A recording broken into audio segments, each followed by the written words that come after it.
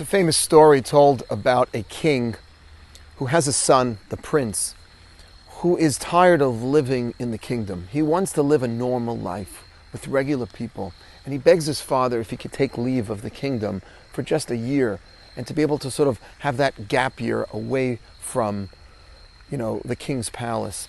And the father, the king, is very reticent to agree because he's afraid his son will forget his purpose and his mission as a prince.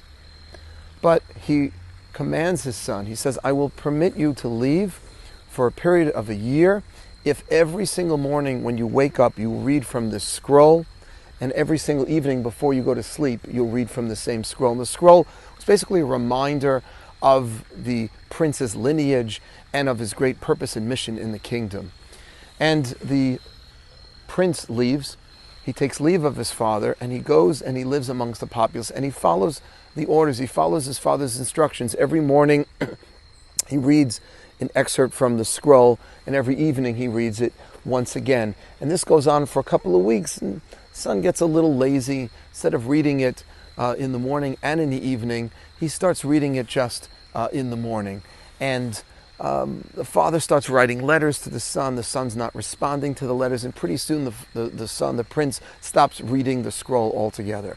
The father dispatches his main general, who actually helped raise this young man when he was a little boy, and finally the general is able to find the prince. He's living in a hovel amongst the people, and he can barely recognize the prince. He's just a slighter version of himself. He's all disheveled. And he doesn't even remember the general and from where he came.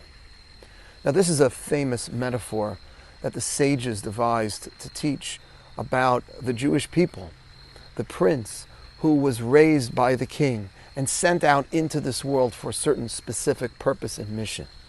And we so often forget that purpose and that mission, and that's why we have this time of year, Rosh Hashanah and Yom Kippur, to remind us of why we exist and our responsibility to the kingdom, so to speak, to the rest of humanity through the Torah. So God gives us this scroll, and we're told to read it in the morning and read it in the evening. And sometimes we do it, and sometimes we drift a little. But in this week's Parsha, actually, Parshat Vayelech, one of the shortest Parshas in the Torah, there are two mitzvot that Moses commands the Jewish people to observe at the very last day of his life. The first mitzvah is the mitzvah of Hakel, to gather the entire Jewish people and to read the Torah publicly. And number two, Ksivat Sefer Torah, to write a Torah scroll, that every Jew should have a Torah in their home.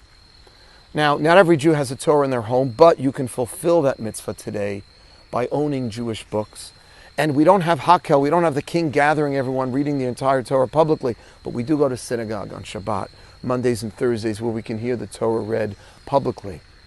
And these are two ways that the king keeps connected to the prince, to us, to remind us of our purpose and our mission. And that's why we have Rosh Hashanah and Yom Kippur. And that's why I'm sharing this idea with you on this Shabbat, as we get close to Shabbat Shuvah, the Shabbos between Rosh Hashanah, this past week, Yom Kippur, please God, next week. Because we've all drifted on some level, and we all sort of, in the back of our minds, remember where we came from, what our purpose and our mission is, but we forget, and we need a reminder. We need that scroll to read in the morning, in the evening. We need the Ktivat Sefer Torah. We need, in the privacy of our homes, to have Jewish books to pick up, to stay connected, and we need to come to synagogue, to hear the Torah read publicly, to connect with our fellow Jew, and be connected with Hashem as a nation, as a people.